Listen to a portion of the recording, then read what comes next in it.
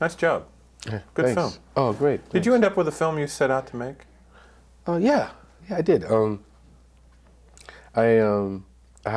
was a lot of little stylistic transitional things that I was interested in, and issues about the family I wanted to point up, and in the end I really got to do that. At first I was a little nervous because when I did the first cut, which really went well with the audiences and stuff, things were altered a little bit after that because of people's fears, but then in the end they gave the film back to me to do it the way I wanted. So Good.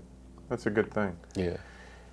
As a person who was born in Texas, when I first found out that you were directing this film, I thought, well, I hope they get somebody that kind of understands the layout of the land a little bit. All right. Because there is a whole different kind of thing. Mm-hmm. Is that true? I mean, you feel like you understood it? Well, I definitely, I feel like I understand that part of the world. Also, I understand it enough to know that I don't have to do the cliches that define it, to other people, I mean, particularly, we were in Smithville. I'm from Longview, and Longview's a lot more of a country city than say Smithville is even. Because Austin, for me, it was the first time I ever been there.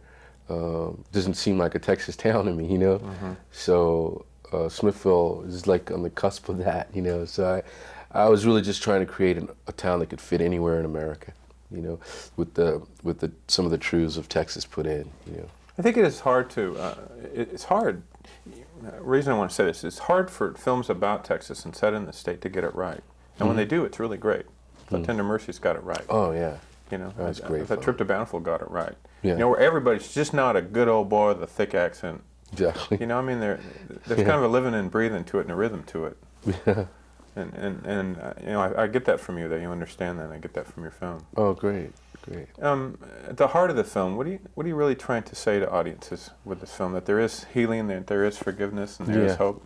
Yeah, exactly. And that no matter how far you think you've fallen, you can rise up again, and you can redefine yourself again, and feel good about yourself again, and love yourself again.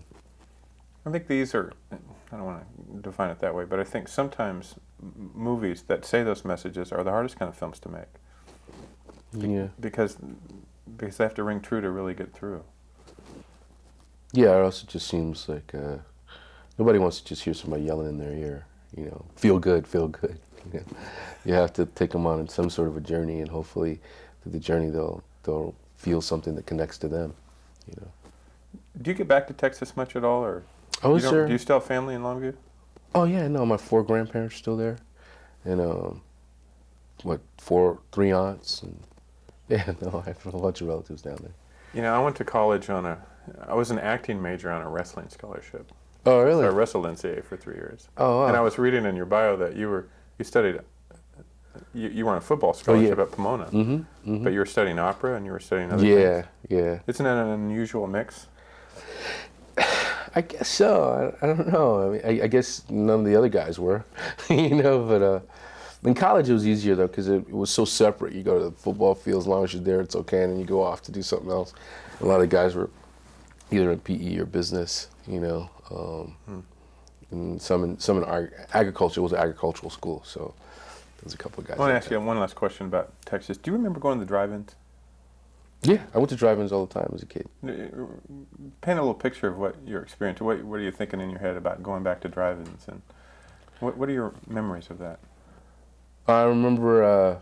Actually, I remember sneaking in the drive-in in the trunk, or laying on the floor with a blanket over me to get inside. I didn't have to pay, and coming inside, and then going to the concession stands and stuff, and grabbing something, and just it was more like talking and stuff inside the car, and picking that little box thing off the thing and hooking on the side of your window.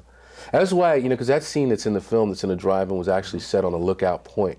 But I said, no, it should be in a drive-in to remind them of the past and all these different things and stuff. So we couldn't find a drive-in near Smithville, so we actually had to build that drive-in. Did you really? Yeah. Okay. There was one about an hour away, but that's too far for us to go, the crew and everything. Nice to see you. Nice seeing you too. Good film. All right, thanks. Appreciate it.